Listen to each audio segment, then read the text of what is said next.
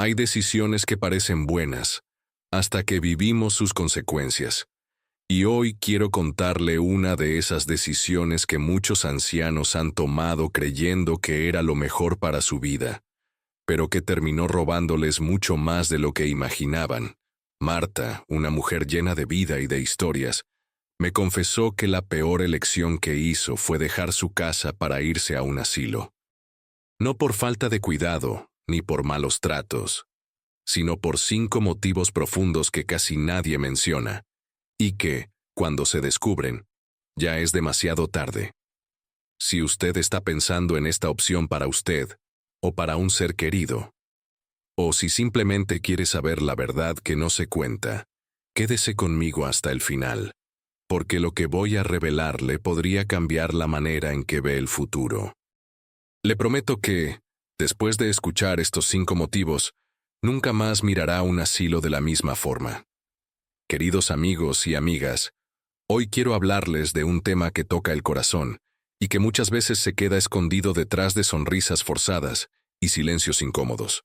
Me refiero a esa decisión que, para algunos, se convierte en una herida que nunca termina de cerrar: dejar nuestro hogar para ir a un asilo. Y no hablo de cualquier historia, sino de una que he escuchado más veces de las que quisiera, y que hoy les voy a contar como si estuviéramos sentados juntos en la sala, con una taza de café caliente, y el tiempo para escucharnos de verdad. Esta es la historia de Marta, una mujer de 74 años, llena de vida, pero que un día, por circunstancias y presiones familiares, tomó la decisión de mudarse a un asilo.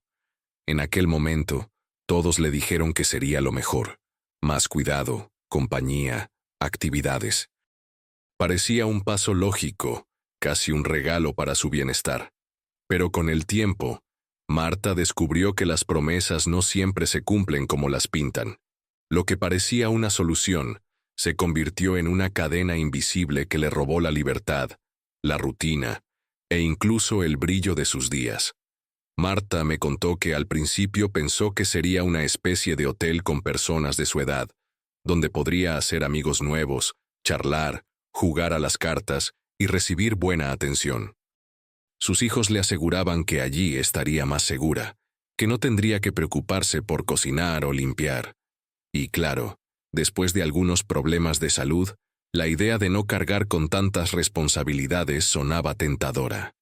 Sin embargo, al poco tiempo, empezó a notar algo que la inquietaba.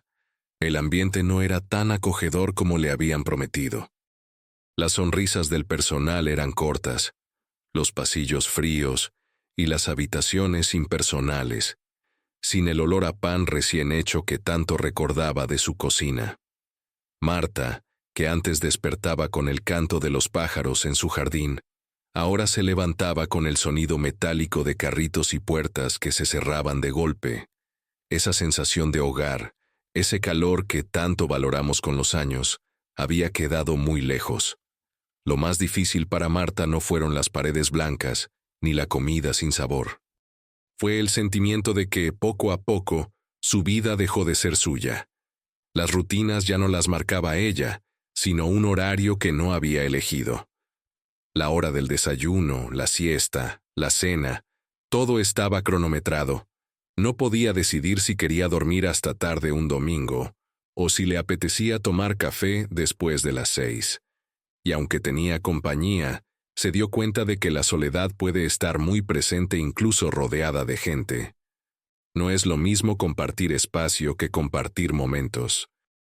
Y en un asilo, muchas veces las personas están juntas físicamente, pero cada una vive su propia tristeza en silencio. Mientras Marta me narraba su experiencia, yo no podía dejar de pensar en cómo una decisión tomada con la intención de estar mejor terminó convirtiéndose en una carga emocional. Ella me decía: no es que me traten mal, es que aquí me siento invisible. En mi casa, cada rincón tenía una historia mía. Aquí, todo es de todos y de nadie. Sus palabras me golpearon fuerte porque, a veces, las decisiones más erradas no son las que tomamos con mala intención, sino aquellas en las que dejamos que otros decidan por nosotros. Y este es el primer motivo del que casi nadie habla: Cuando uno entra a un asilo, muchas veces pierde el control sobre su propia vida. Es como si sin darnos cuenta, pasáramos de ser protagonistas a convertirnos en simples espectadores de nuestros días. Y ahora le pregunto a usted, que me está escuchando, ¿alguna vez ha sentido que perdió el control sobre sus decisiones importantes? ¿Que otros, aunque con buenas intenciones, tomaron el volante de su vida?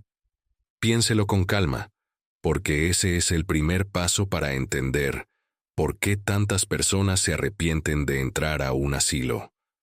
Marta me confesó que uno de los golpes más duros que recibió después de mudarse al asilo fue darse cuenta de que las visitas familiares empezaron a espaciarse. Al principio, sus hijos iban casi todos los días. Llevaban frutas, fotos de los nietos, incluso le contaban las novedades de la familia como si ella siguiera viviendo en su casa. Sin embargo, con el paso de las semanas, las visitas se hicieron menos frecuentes. Es que tienen mucho trabajo, se decía a sí misma para no sentirse herida. Pero en el fondo, sabía que ya no formaba parte del día a día de su familia como antes. Ese es el segundo motivo del que casi nadie habla: el riesgo de ser olvidado, de convertirse en una figura que se visita por compromiso y no por verdadera cercanía. Y no siempre es por falta de amor, sino porque la vida fuera del asilo sigue, y uno, poco a poco, queda fuera de esa rutina. Recuerdo que Marta me contaba cómo esperaba con ilusión los sábados, porque era el día en que supuestamente sus nietos iban a verla. Preparaba historias para contarles, recordaba anécdotas de cuando eran pequeños, y hasta planeaba juegos. Pero en más de una ocasión, recibió la llamada: «Abuela, hoy no podemos ir, surgió algo». Y ese algo podía ser cualquier cosa: un partido de fútbol, un compromiso social o simplemente el cansancio del fin de semana. Marta no los culpaba, pero sentía un vacío difícil de explicar. Cuando uno vive en casa, aunque sea solo, sabe que en cualquier momento puede recibir una visita inesperada, o al menos una llamada rápida. En un asilo, la dinámica es diferente. Las visitas tienen día y hora, y cuando no llegan, el silencio pesa más. Lo que más dolía era ver cómo algunos compañeros del asilo pasaban por lo mismo. Había una señora, Rosa, que todas las tardes se sentaba junto a la ventana con un vestido bonito, como si esperara a alguien. A veces, después de horas mirando hacia la calle, se levantaba despacio y volvía a su habitación sin decir una palabra. Marta me decía que eso le recordaba que, en cierto modo, todos allí estaban esperando algo. Una visita, una llamada, una carta, cualquier señal de que todavía eran parte activa de la vida de alguien. Y aunque la institución organizaba actividades para mantenerlos ocupados, no hay bingo, película o manualidad que pueda reemplazar la calidez de una conversación con alguien que te conoce de toda la vida. Además, con el tiempo, Marta notó otro detalle sutil. En su familia ya no la consultaban para ciertas decisiones. Antes, aunque no viviera con ellos, le pedían consejos sobre temas importantes. Desde qué hacer con un problema escolar de los nietos, hasta cómo organizar una comida familiar. Ahora, se enteraba de las cosas después de que sucedían, y aunque todos lo decían con cariño, no queríamos preocuparte. La realidad es que se sentía apartada. Perder la voz en las decisiones familiares es como perder una parte de uno mismo, y eso duele más de lo que cualquiera imagina. Esa distancia afectiva no ocurre de golpe, es como un hilo que se va cortando poco a poco. Un día no te llaman, otro día no te invitan, y sin darte cuenta tu círculo se reduce a las personas que viven y trabajan en el asilo. Y aunque algunas son buenas y se convierten en compañía, no es lo mismo que tener a tu familia cerca, compartiendo la vida diaria. Marta decía que uno de los peores momentos era cuando terminaba una videollamada con sus nietos y se quedaba mirando la pantalla apagada, preguntándose si ellos sentirían su ausencia tanto como ella sentía la de ellos. Por eso, El segundo motivo para arrepentirse de entrar a un asilo es esa desconexión emocional y familiar que, aunque no siempre es intencional, termina ocurriendo. Las personas que te quieren siguen ahí, pero la relación cambia. Ya no compartes desayunos improvisados ni esas conversaciones nocturnas en la cocina. Todo se vuelve programado, y las emociones, por más que uno quiera, no se programan. Lo triste es que nadie te advierte de esto antes de tomar la decisión. Te hablan de cuidados médicos, de seguridad, de actividades, pero no te dicen que el precio puede ser un pedazo de tu vínculo más querido. Marta me decía que si hubiera sabido lo que implicaba emocionalmente, habría buscado otras opciones antes de dar ese paso. Tal vez pedir ayuda para mantener su casa, contratar a alguien por horas o buscar alternativas más flexibles donde pudiera conservar su independencia. Porque, en sus palabras, no hay lugar más seguro que el abrazo de los tuyos. Y eso no se consigue con un horario de visitas ni con un cuarto limpio. Amigo o amiga que me escucha, yo le pregunto, ¿cree usted que la distancia física, aunque sea con las mejores intenciones, puede enfriar las relaciones familiares? ¿Ha sentido alguna vez que, por vivir lejos o en un lugar diferente, se fue apagando esa cercanía con sus seres queridos? Marta me contó que, con el tiempo, empezó a notar otro cambio profundo que nadie le había advertido: la pérdida de su independencia física y mental. Y no porque su salud se hubiera deteriorado de golpe, sino porque el propio sistema del asilo la acostumbró a depender de otros para cosas que antes podía hacer por sí misma. Este es el tercer motivo que casi nadie menciona. Cuando entras a un asilo, es fácil caer en una rutina que, aunque parece cómoda, poco a poco te quita la capacidad de valerte por ti mismo. En su casa, Marta se levantaba cada mañana con un propósito. Si quería regar las plantas, lo hacía. Si quería cocinar un guiso especial, lo preparaba a su ritmo, disfrutando de cada paso. Incluso las tareas más simples, como doblar la ropa o barrer el patio, le daban una sensación de utilidad y control. Pero en el asilo, esas pequeñas responsabilidades desaparecieron. Todo estaba hecho para ella. La comida servida a horas fijas, la ropa lavada y doblada, las camas tendidas antes de que pudiera estirarse bien. Al principio, parecía un lujo. Sin embargo, con el tiempo, se dio cuenta de que esa comodidad tenía un costo. Se estaba volviendo menos activa, menos ágil, menos decidida. Me relató un ejemplo que le marcó mucho. Un día, sintió la necesidad de hacer una taza de té por sí misma. Fue a la cocina del asilo, pero una enfermera la detuvo. No se preocupe, yo se lo preparo. Y aunque el gesto era amable, Marta se sintió como una niña a la que no dejan tocar nada. No era que no pudiera hacerlo. Simplemente, allí las reglas eran así. Esa acumulación de no se preocupe y yo lo hago por usted empezó a robarle la confianza en sus propias capacidades.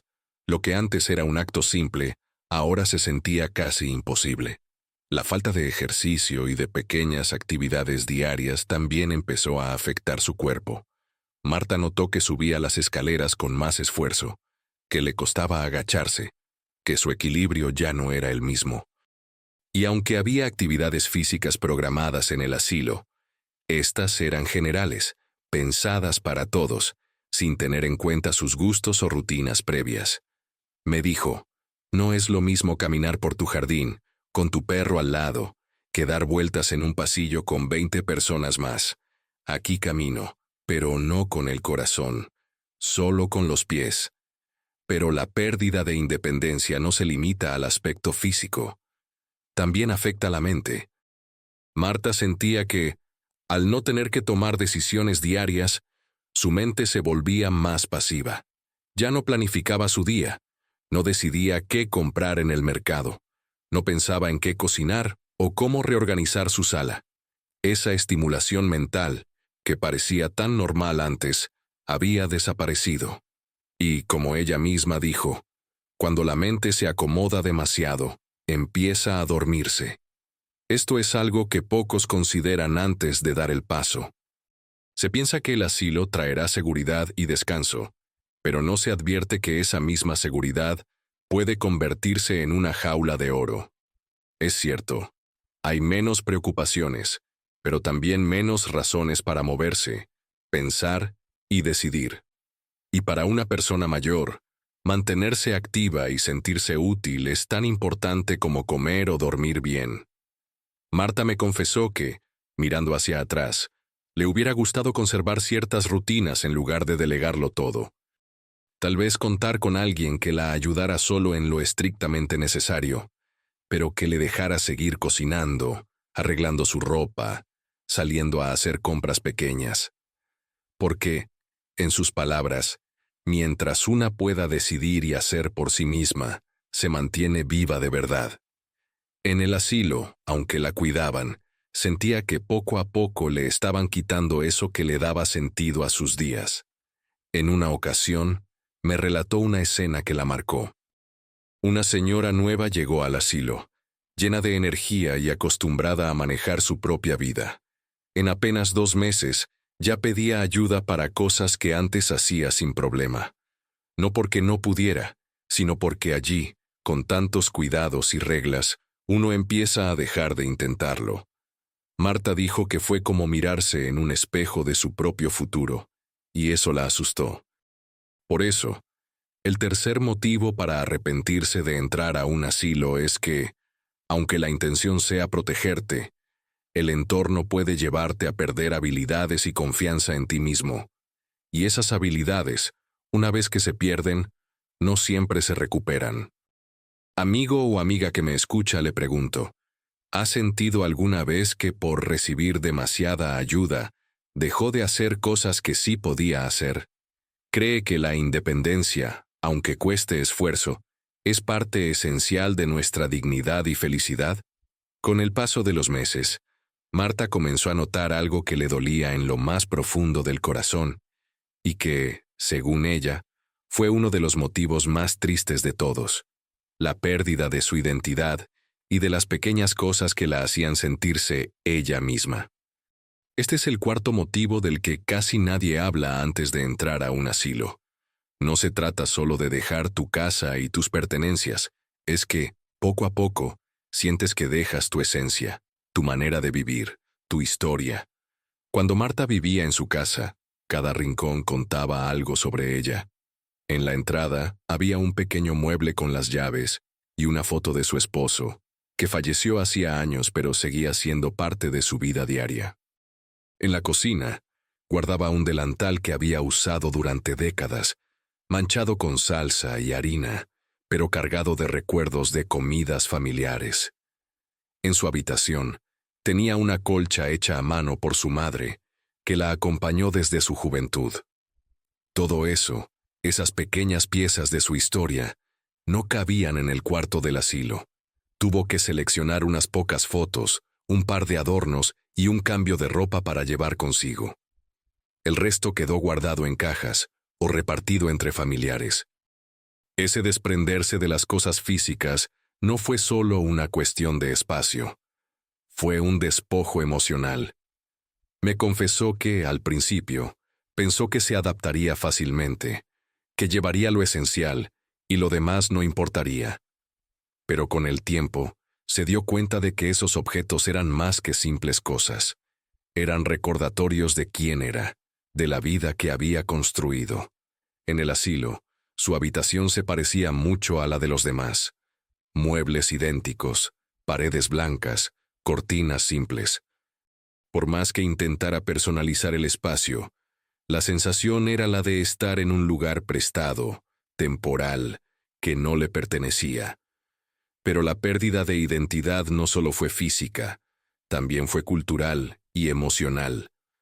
Marta me contaba que en el asilo se imponía una rutina común para todos, sin tener en cuenta las costumbres personales. Ella, por ejemplo, siempre había tomado un desayuno ligero y tardío, pero allí debía comer a las 7 de la mañana, aunque no tuviera hambre. Estaba acostumbrada a escuchar música suave en la tarde, pero las actividades grupales incluían canciones que no le gustaban o que no tenían nada que ver con sus recuerdos. Incluso su manera de vestir cambió. En casa, elegía su ropa con cuidado, combinando colores y accesorios. En el asilo, poco a poco comenzó a usar lo más práctico, lo más cómodo, dejando de lado ese toque personal que siempre había cuidado. Uno de los momentos más duros que me relató fue cuando, en una actividad grupal, intentó contar una de sus historias familiares y una cuidadora la interrumpió amablemente para continuar con el programa. Me sentí como si mis recuerdos no importaran, como si lo que tengo para contar no tuviera lugar aquí, me dijo. Y esa frase me quedó grabada, porque refleja lo que pasa cuando dejamos de tener espacios para expresarnos y para mantener vivas nuestras propias tradiciones. En un asilo, la vida se vuelve colectiva, y eso puede ser bueno para no sentirse solo, pero también puede diluir la personalidad única de cada uno. Marta me explicó que, a veces, trataba de mantener pequeños rituales para no perderse a sí misma. Escribir en un cuaderno, leer poesía en voz alta, rezar antes de dormir. Pero no era lo mismo. El contexto influye más de lo que creemos, y cuando tu entorno no refleja quién eres, es fácil que empieces a sentir que te estás borrando un poco cada día. No es que me haya olvidado de quién soy, me dijo, pero aquí es más difícil recordarlo. Esto es algo que casi nunca se menciona cuando una persona está por mudarse a un asilo. Se habla de la comodidad, de los cuidados, de la compañía, pero no se habla de lo que significa dejar atrás los detalles que nos conectan con nuestra historia. Y, para muchos, esos detalles son el verdadero refugio del alma. Perderlos puede ser más doloroso que cualquier otra incomodidad física. Marta, mirando hacia atrás, me dijo que si hubiera sabido lo mucho que afectaría su sentido de identidad, habría luchado más por quedarse en casa, o habría buscado un lugar que le permitiera llevar consigo más de su vida anterior. Porque uno puede adaptarse a nuevas paredes, pero no debería tener que adaptarse a olvidar quién es, concluyó. Amigo o amiga que me escucha, le pregunto, ¿cree usted que las cosas materiales y las costumbres diarias forman parte de nuestra identidad? ¿Ha sentido alguna vez que, al cambiar de lugar o de rutina, dejó atrás una parte importante de usted mismo? Marta me dijo que, de todos los motivos que la hicieron arrepentirse de haber entrado al asilo, el más doloroso no fue perder su casa, su independencia o sus objetos queridos. Lo que más le pesaba era algo más profundo, más invisible, pero que calaba en lo más hondo de su espíritu, la sensación de estar esperando el final.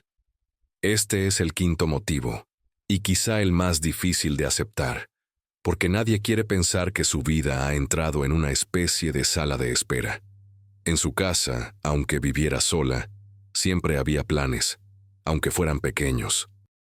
Podía decidir redecorar una habitación, aprender una receta nueva, visitar a una vecina, hacer un viaje corto, plantar flores en primavera. Siempre había algo que la motivaba a mirar hacia adelante. En el asilo, sin embargo, la sensación era distinta. La rutina era tan predecible que parecía que cada día era una copia del anterior. Las conversaciones, aunque agradables, solían girar alrededor de enfermedades, recuerdos pasados o las pocas noticias de la semana. No había esa chispa de «mañana haré algo nuevo» que tanto alimenta el alma. Marta me confesó que, después de unos meses, comenzó a sentir que su vida se había reducido a esperar. Esperar la hora de la comida, esperar la hora de la siesta, esperar la visita de algún familiar. Y aunque las actividades grupales intentaban romper esa monotonía, en el fondo, todos sabían que el tiempo allí se medía de otra manera. Me dijo una frase que aún resuena en mi cabeza. Aquí no se vive hacia adelante, se vive hacia adentro.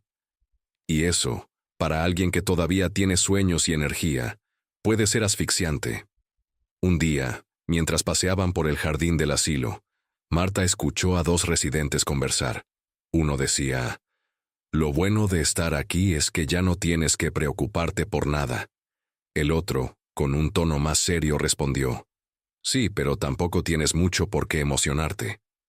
Ese comentario la estremeció, porque sintió que reflejaba exactamente lo que ella vivía. No se trataba de estar triste todo el tiempo, sino de esa sensación sutil de que los días ya no tienen metas reales. Y cuando la vida pierde propósito, la alegría se vuelve frágil. Este sentimiento también estaba alimentado por el ambiente del lugar. En un asilo, inevitablemente, se convive con la fragilidad y, a veces, con la partida de otros residentes. Marta decía que, cada vez que alguien ya no estaba, el silencio en los pasillos pesaba más, como un recordatorio constante de que todos compartían un mismo destino. Ella no temía a la muerte, pero sí temía vivir sin ilusión, sin proyectos, sin sentir que todavía podía construir algo. Me contó que, antes de mudarse, soñaba con aprender a pintar al óleo. Incluso había comprado pinceles y lienzos, pero en el asilo no había espacio ni condiciones para desarrollar esa actividad como ella quería. Y así, poco a poco, fue guardando esos sueños en un cajón invisible. El problema no es que no pueda pintar aquí, me dijo. El problema es que ya ni siquiera lo intento. Ese abandono de los sueños, de las ganas de intentar cosas nuevas, fue lo que más le dolió. Marta empezó a entender que el entorno influye directamente en nuestra manera de vivir el tiempo. En un lugar donde la rutina es rígida, las conversaciones se repiten y las oportunidades de salir son limitadas, es fácil caer en una especie de pausa vital. Y esa pausa, cuando se prolonga, puede hacer que uno sienta que ya no está viviendo, sino simplemente existiendo. Por eso, para ella, el quinto motivo para arrepentirse de haber entrado al asilo fue que dejó de sentir que su vida tenía dirección. Antes de terminar nuestra conversación, Marta me miró con una mezcla de nostalgia y determinación. Me dijo, si pudiera dar un consejo a alguien que está pensando en mudarse a un asilo, le diría que lo piense muy bien. No es solo un cambio de lugar, es un cambio de vida. Y si todavía tienes fuerzas, sueños y ganas de hacer cosas, busca opciones que te permitan seguir siendo tú. Porque aunque el cuidado y la seguridad son importantes, nada reemplaza la sensación de levantarte por la mañana y saber que tienes algo que te emociona por delante. Sus palabras quedaron flotando en mi mente. Y es que, al final, lo que nos mantiene vivos no es solo el latido del corazón, sino también la ilusión, el propósito y las pequeñas metas que nos empujan a seguir. El asilo puede ofrecer muchas cosas buenas, pero si te roba ese impulso de avanzar, puede convertirse en una prisión invisible. Querido amigo o amiga que me escucha, le dejo esta última pregunta. ¿Qué le da propósito a sus días hoy? ¿Hay algo que lo haga levantarse con entusiasmo cada mañana? Piénselo bien, porque eso, más que cualquier medicina o cuidado físico, es lo que realmente nos mantiene vivos.